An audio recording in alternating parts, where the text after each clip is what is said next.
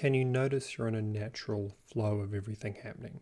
Sure, you might have ideas about what's happening inside of you or outside of you, but can you stop right now and recognize non-duality? Recognize that everything keeps on moving without you getting involved. The nature of being is harmonious, and noticing that this nature is harmonious is the same as actually experiencing harmony. I struggled for a long time with how to realize non-duality in my meditation practice. So I tried many different things, but none of them seemed to work. I couldn't figure out what I needed to do or how to do it, but I was going about all this in the wrong way. And now I know, of course, that what I was doing was flawed from the very beginning. I tried to be non-dual by doing a bunch of things. My practice was defined by doing. I wondered what action or effort I needed to make in order to attain some sort of spiritual awakening. And I think that's how most people try to approach non-duality, because it's how we approach our lives, through duality and effort. Non-duality is the very subtle nature of conscious experience, so it requires a more refined awareness to notice it. And if you sit down to meditate and do many things, you're not moving closer to non-duality. In fact, you are stuck in dualistic ideas of experience. How many things require your action? What part of your experience are you actually in control of?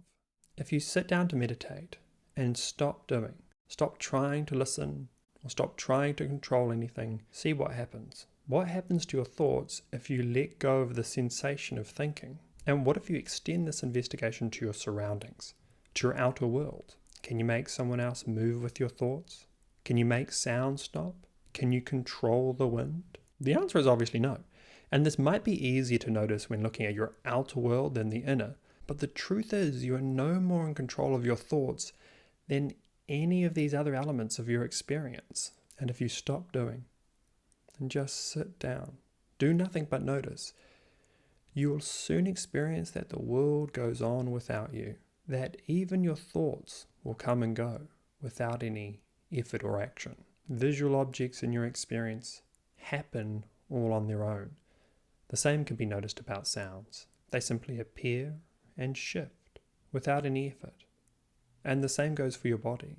It's possible to notice that breathing happens all on its own, and even physical adjustments or movements can happen quite automatically and effortlessly. If we stop doing anything, what we find is that the world is still here.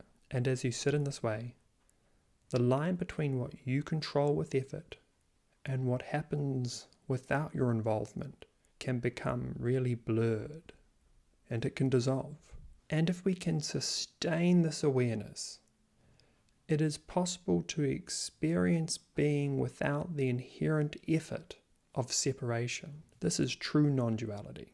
So this one insight was essential in advancing my meditation practice. It changed my approach from trying to do something to noticing that doing is already happening regardless of me. But it required me to stop completely to notice this. In the Mahamudra tradition, there is a quote that speaks perfectly of this.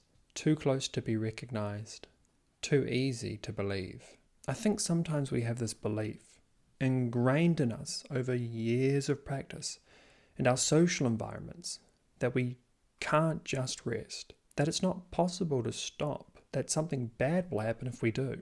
And so we're all stuck in this state of tension, of anxiety, of never quite letting go. Because we're worried that if we let go, our lives, our world will fall apart. But the truth is, if you do stop, if you are able to let things be without yourself getting in the way, everything continues on just fine. The immediate confrontation of this realization is that you don't need effort or a sensation of self to be. The nature of being is actually undivided and spontaneously occurring, a peaceful flow of things without any author and effort.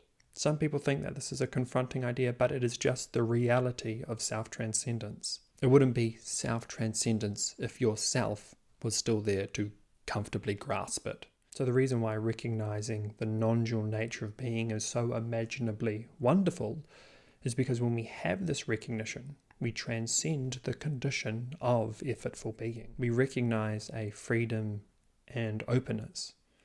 Someone doing something is no longer the best description of what there is. Rather, what we recognize is more like an effortless experience of whatever happens to be happening, all on its own, without self getting in the middle of it, and without any self to judge it. Great meditation isn't something extra we put on.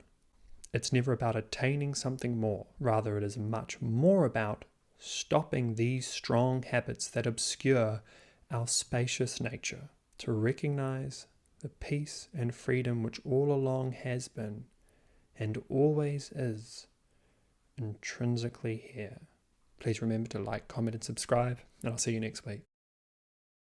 One very effective way to practice